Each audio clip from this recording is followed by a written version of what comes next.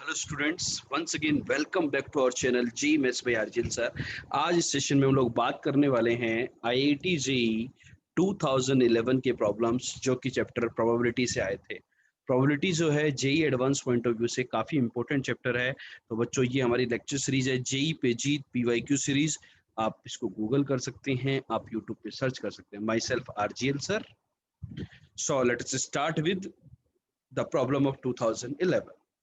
तो बच्चों, प्रॉब्लम जो है 2011 के अंदर एक कॉम्प्रिहेंशन पूछा गया था प्रोबेबिलिटी चैप्टर से। जैसा कि आप देख पा रहे हैं कि आपको टू बॉक्सेज या टू अर्न्स दिए हुए हैं। एक जो पहला जो अर्न है अर्न वन, इसके अंदर क्या है बेटा?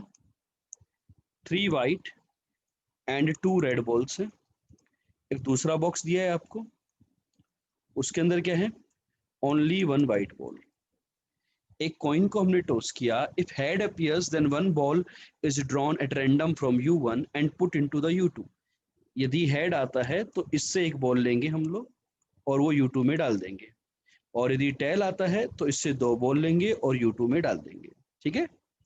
Now 1 ball is drawn from U2। अब हमने क्या किया? एक बॉल ड्रॉ किया U2 से। तो सर, पहला जो क्वेश्चन है यहाँ पर, कॉम्प्रिहेंशन का जो नंबरिंग था वो 6-7 था। The probability that the drawl from ball drawn from U2 being white. ठीक है, तो पहले अपन इसकी बात कर लेते हैं। तो ये जो इवेंट है कि probability that white ball was drawn from box U2, तो ये कैसे आएगी कि शुरुआत में या तो हेड आया या टेल आया। तो हम क्या कह सकते हैं? Probability of head intersection white, कि वास्तविकता में हेड आया हो और फिर बाद में हमने बॉक्स 2 से वाइट बॉल निकाली। या फिर दो केस हुए होंगे ना, आइदर दिस विल हैपन और टेल आया होगा शुरुआत में और फिर हमने बॉक्स 2 से वाइट बॉल को निकाला। ये बात क्लियर है सभी बच्चों को? अब बच्चों बताइए कि वाइट हेड आया, जो कॉइन को हमने टॉस किया था वो रैंडम किया था, तो हेड आना या टेल आना इक्वी प्रोबेबल थे। मतलब उनकी जो प्रोबेबिलिटीज थी वो कितनी थी? 1/2 थी। तो यहाँ पर आ गया हेड आ गया 1/2 प्रोबेबिलिटी से। अब हेड आने के बाद हमने क्या किया बेटा? एक बॉल ड्रॉ करी। हेड आने के बाद क्या करी? बॉक्स 1 से एक बॉल ड्रॉ करी। तो अब जो बॉल आपने ड्रॉ करी बॉक्स 1 से randomly, that may be white, that may be red. तो दो केसेस आएंगे यहाँ पर कि लेट से जो बॉल ड्रॉ करी अपन ने, यदि वो व्हाइट बॉल हुई तो क्या होगा? 3/5। या फिर रेड बॉल ड्रॉ करी तो उस केस का क्या होगा? 2/5 इनटू। ये तो केवल बॉक्स 1 से हुआ कि बॉक्स 1 से वो वाली बॉल निकाली और बॉक्स 2 के अंदर डाल दी। यदि आपने व्हाइट बॉल निकाली बॉक्स 1 से, तो यहाँ पर बॉक्स 2 के अंदर 2 व्हाइट बॉल हो जाएंगी। अब बॉक्स 2 से व्हाइट बॉल आने की प्रोबेबिलिटी कितनी हो जाएगी? 2/2, क्योंकि जो बाल आई वो भी वाइट और ऑलरेडी भी वाइट। अब यहाँ पर क्या हुआ? पहले आपने रेड बॉल निकाली बॉक्स 1 से, बॉक्स 1 से रेड बॉल निकाली तो उसकी प्रोबेबिलिटी होगी देखो 2/5 इंटू, यहाँ पर एक रेड चलेगी एक व्हाइट होगी, तो उससे व्हाइट आने की प्रोबेबिलिटी बताओ कितनी हो जाएगी? 1/2। ये वाला केस क्लियर है? पहला वाला केस प्लस। अब दूसरा केस लेते हैं, टेल। यदि टेल आता है तो बेटा क्या होता है? देखो 1/2। टेल आया तो हमने क्या किया? बॉक्स 1 से 2 बॉल निकालेंगे बेटा। कितनी बॉल निकालेंगे? 2 बॉल। अब बॉक्स 1 से यदि आप 2 बॉल निकालोगे तो 3 केसेस बनेंगे कि या तो आपने दोनों व्हाइट निकाली, या आपने दोनों रेड निकाली, या आपने एक व्हाइट और एक रेड बॉल निकाली। हाँ या नहीं? यदि आपने दोनों व्हाइट निकाली तो क्या करेंगे? 3C2/5C2। दोनों रेड मतलब 2C2/5C2। एक व्हाइट एक रेड मतलब 3C1/2C1/5C2। ये काम तो हमने किया बॉक्स 1 से। ठीक। अब बॉक्स 1 से ये केसेस जाकर के बॉक्स 2 में चले जाएंगे ये बॉल। अब बॉक्स 2 से अपने क्या करना है? व्हाइट बॉल निकालनी है एक। तो बेटा इस केस में क्या हो गया? बॉक्स 2 से व्हाइट बॉल कितनी आएगी? 3 व्हाइट बॉल और एक व्हाइट निकालनी, तो 3/3। इस केस में बॉक्स 2 में क्या हो गया बेटा? 2 रेड और एक व्हाइट हो गई, तो व्हाइट बॉल आने की प्रोबेबिलिटी 1/3। इस केस में बॉक्स 2 में क्या हो जाएगा बेटा? 2 व्हाइट एक रेड, तो उससे व्हाइट आने की प्रोबेबिलिटी 2/3। ये आपके बच्चों केसेस होंगे। ठीक है, ये आपकी पूरी कहानी बनेगी क्वेश्चन नंबर 6 के लिए। देखो मैं पहली क्वांटिटी को सिंप्लीफाई कर लेता हूँ। This is 1/2। हाँ, H इंटरसेक्शन W को। तो देखो ये क्या बन रहा है मेरा? 3/5 और 1/5, 4/5। 1/2 इंटू 4/5 प्लस 1/2 इंटू 3 से 3 गया, 3c2 होता है 3, 5c2 होता है 10, 3/10 plus 5c2 10, 1/30 plus 3 into 2 6, 6 into 2, 6 से 3 कैंसिल हो जाएगा बेटा, 2, 2 into 2 4, 4/5. So this is 2/5 plus इसका बच्चों एलसीएम लोगे तो 30 आ जाएगा, 30 इंटू 2 60, अंदर देखो 30 से करेंगे तो 3 9 प्लस 1 10, 10 प्लस 24, 10 प्लस 24 34, तो 17/30. इन दोनों का एलसीएम ले लो बेटा, this is 30, you will be having 612 plus 17 that is 29. तो आपका जो आंसर है वो एक बार कैलकुलेशन चेक कर लेते हैं हम लोग, क्या आ रहा है क्या नहीं आ रहा. बच्चों यहाँ पर एक छोटी सी एरर यहाँ पर ये हुई है कि 5c1 की बजाय यहाँ पर क्या आएगा, 5c2 आएगा, तो 5 की जगह 10 हो जाएगा ना, तो 2/5 आ जाएगा यहाँ पर. तो इसका जो एलसीएम होगा, मैं थोड़ी सी कैलकुलेशन करेक्ट कर देता हूँ आपके लिए. So what you are going to get, this is 60, LCM वही होगा 30, तो 9 plus 1 10, 10 and 12 22, so this is 11/30. So let's take the LCM here, 30, 12 and 11 23. तो आपका जो आंसर होगा वो 23/30 होगा, जो कि ऑप्शन बी में आ रहा है. ठीक है बच्चों, क्लियर है क्वेश्चन नंबर 6. तो यहाँ पर ये ध्यान नोट कर लेना कि प्रोबेबिलिटी ऑफ व्हाइट, इस प्रोसेस में जो व्हाइट बॉल निकालने की जो प्रोबेबिलिटी है बॉक्स 2 से, वो बेटा कैलकुलेट होने पर आ रही है 23/30. अब देखो इससे लिंक जो सेकंड क्वेश्चन है उसके अंदर क्या पूछा गया है, given that the draw from U2 is white, the probability that head appear on the coin. देखो बच्चों कि व्हाइट बॉल आ चुकी है U2 से, अभी हमने देखा था U2 से व्हाइट बॉल आने की जो प्रोबेबिलिटी थी, व्हाइट बॉल आने की प्रोबेबिलिटी वो अभी हमने कैलकुलेट करी, वो आई थी 23/30. तो देखो वास्तविकता में क्या हुआ होगा कि ओरिजिनली हेड आया हो, गिवन दैट व्हाइट बॉल आई, इसका मतलब क्या हुआ, ओरिजिनली हेड आया intersection white upon probability of white. तो देखो अभी हमने व्हाइट की प्रोबेबिलिटी तो कैलकुलेट कर ली, दैट इज 23/30, और ये प्रोबेबिलिटी ऑफ व्हाइट हेड आया जब व्हाइट हेड इंटरसेक्शन व्हाइट. आप देखें प्रीवियस सॉल्यूशन के अंदर ये जो पार्ट था हेड इंटरसेक्शन व्हाइट, ये तो हमने कैलकुलेट किया था, ये जो पार्ट था ये इसकी वैल्यू ये आई थी, दैट इज 2/5. तो ये जो न्यूमरेटर है यहाँ पर, इसकी जो वैल्यू आएगी ये कितनी आएगी बेटा, 2/5 कैलकुलेट करने पर. सो 2/5 इंटू 30/23, 5 से गया 6, तो आपका जो आंसर होगा दैट विल बी 12/23. इस पार्ट का जो आंसर आ जाएगा वो क्या आ जाएगा बेटा, 12/23. तो बच्चों ये जो कॉम्प्रिहेंशन है, आई होप इसके दोनों पार्ट आपको क्लियर हो गए होंगे. यहाँ पर कॉम्प्रिहेंशन के अंदर 2 क्वेश्चन आए थे, हर क्वेश्चन 3 मार्क्स का था, तो टोटल 6 मार्क्स के क्वेश्चन हमारे पास हो चुके हैं. अब जेई के अंदर जो 2011 का पेपर था, इसके अंदर 2 ही प्रॉब्लम नहीं, एक प्रॉब्लम और आया था प्रोबेबिलिटी से, उसकी तरफ हम लोग प्रोसीड करते हैं.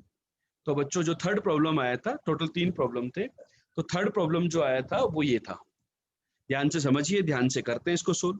Late E and F are the 2 independent events. E और एफ क्या है, 2 इंडिपेंडेंट इवेंट्स हैं, इंडिपेंडेंट इवेंट्स हैं. Probability that exactly one of them occur, exactly ठीक उनमें से एक हो, इस बात की प्रोबेबिलिटी है 11/25, and probability that none of them occur is 2/25, and PT denote the probability of occurrence of the event. ठीक है, तो हम इसके बारे में बात करनी है, प्रोबेबिलिटी ऑफ ई और प्रोबेबिलिटी ऑफ एफ निकालनी, जो कि 4 मार्क्स का क्वेश्चन था, और स्टार है मतलब मोर देन 1 करेक्ट टाइप का बच्चों क्वेश्चन है. तो ये आपको बताना है कि कैसे सोल्व करोगे. देखो बेटा ई और एफ यदि इंडिपेंडेंट इवेंट है, तो इंडिपेंडेंट इवेंट का मतलब होता है probability of E intersection F equal to probability of E into probability of F. Yes और नो. अब क्या दिया हुआ है कि exactly one of them occur, याद करो एग्जैक्टली वन ऑफ देम,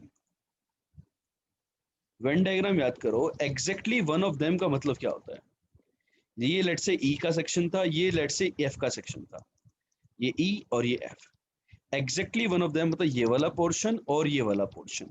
तो basically this is what probability of E minus F. यदि मैं ई और एफ के सम के फॉर्म में बात करूं तो ये होगा probability of E plus probability of F. उनमें से 2 टाइम्स आप probability of E intersection F minus कर दो। This is your exactly one of them. तो इसका जो वैल्यू है ये है बच्चा लोग 11/25, relation number 1। Probability none of them occurs, none of them, none of them का मतलब क्या हो गया? बाहर वाला रीजन, रेड रीजन। अब बच्चों लोग मुझे बताओ नन ऑफ देम, ये जो पोर्शन होता है इसको क्या बोलते हैं? 1 minus probability of E union F बोलते हैं। तो इसकी जो वैल्यू दी है उन्होंने ये दी है 2/25। It means probability of E union F is equal to 23/25। Yes और नो? यहां से मैं इसका फॉर्मूला लिख सकता हूँ, probability of E plus probability of F minus probability of E intersection F. इस एक्सप्रेशन की वैल्यू आ गई बच्चा लोग 23/25। This is relation number 2। दो रिलेशन है बेटा, P plus P F minus double of this, P plus P F minus intersection. अब बच्चा लोग मुझे बताइए कि आप इनकी वैल्यू कैसे कैलकुलेट करेंगे, पी और पी एफ की? तो इन दोनों को यदि मैं सब्ट्रैक्ट कर दूं, मैं क्या करूं बच्चा? सब्ट्रैक्ट कर दूं मीन्स 1 में से, सॉरी 2 में से 1 को सब्ट्रैक्ट कर दो क्योंकि ये वाली वैल्यू ज्यादा है ना। तो आपके पास probability of E intersection F, इसका वैल्यू आ जाएगा 23/25 माइनस 11/25 विच इज 12/25, रिलेशन 3। ये जो वैल्यू है ये P इंटू पी एफ की वैल्यू है 12/25, और साथ में इस वैल्यू को अपन रिलेशन 1 या रिलेशन 2 में पुट कर दें तो P प्लस पी एफ यहाँ पुट कर दो आप। 12/25 यहाँ पुट करोगे तो इधर जाएगा, तो P प्लस पी एफ की वैल्यू कितनी आ जाएगी?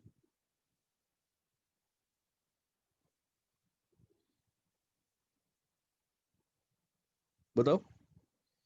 P प्लस पी एफ का वैल्यू बच्चा लोग क्या आ जाएगा? कैलकुलेट करके बताइए मुझे।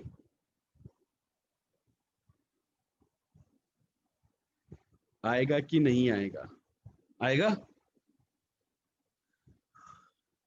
भाई। 12/25 यदि मैं यहाँ पुट करता हूँ तो उधर जाकर के ऐड हो जाएगा, 35/25 हो जाएगा।